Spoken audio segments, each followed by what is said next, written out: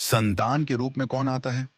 पूर्व जन्म के कर्मों से ही हमें इस जन्म में माता पिता, भाई बहन, पति पत्नी, प्रेमिका, मित्र शत्रु, सगे संबंधी इत्यादि संसार के जितने भी रिश्ते नाते हैं, सब मिलते हैं।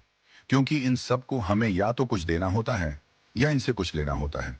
वैसे ही संतान के रूप में हमारा कोई पूर्व जन्म का संबंधी ही आकर जन्म लेता है, जिसे शास्त्रों में 4 प्रकार का बताया गया है। 1. अणानुबंध पुत्र। पूर्व जन्म का कोई ऐसा जीव जिससे आपने ऋण लिया हो या उसका किसी भी प्रकार से धन नष्ट किया हो, वह आपके घर में संतान बनकर जन्म लेगा। वह अपना धन बीमारी में या व्यर्थ के कार्यों में तब तक नष्ट करेगा जब तक उसका पूरा हिसाब न हो जाए। 2. शत्रुपुत्र। पूर्व जन्म का कोई दुश्मन आपसे बदला लेने के लिए आपके घर में संतान बनकर आएगा।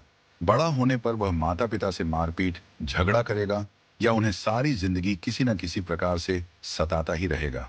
वह हमेशा कड़वा बोलकर उनकी बेइज्जती करेगा और उन्हें दुखी रखकर ही खुश होगा।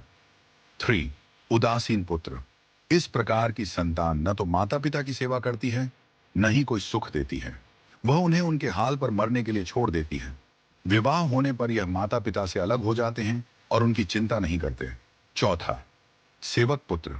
पूर्व जन्म में यदि आपने किसी की खूब सेवा की है, तो वह अपनी की हुई सेवा का ऋण उतारने के लिए आपकी सेवा करने के लिए पुत्र बनकर आता है। जो बोया है वही तो काटोगे। यदि अपने माता पिता की सेवा की है, तो ही आपकी संतान बुढ़ापे में आपकी सेवा करेगी, वरना कोई पानी पिलाने वाला भी पास न होगा। आप यह न समझें कि यह सब बातें केवल मनुष्य पर ही लागू होती हैं। इन 4 प्रकार में कोई भी जीव आ सकता है। यदि आपने किसी गाय की निस्वार्थ भाव से सेवा की है, तो वह भी पुत्र या पुत्री बनकर आ सकती है। यदि आपने गाय को स्वार्थवश पालकर उसके दूध देना बंद करने के पश्चात उसे घर से निकाल दिया हो, तो वह ऋणानुबंध पुत्र या पुत्री बनकर जन्म लेगी। यदि आपने किसी निर्दोष जीव को सताया है, तो वह आपके जीवन में शत्रु बनकर आएगा।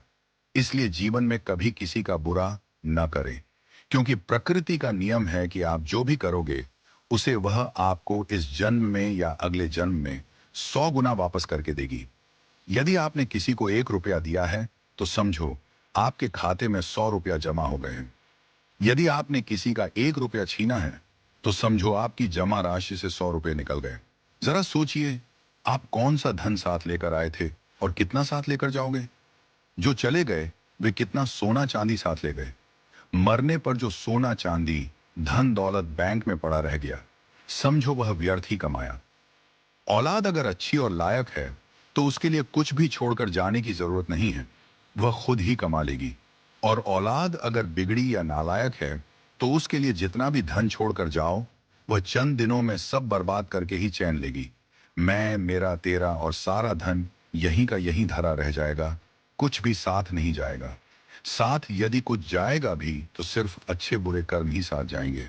इसलिए जितना हो सके नेकी करो, सत्कर्म करो।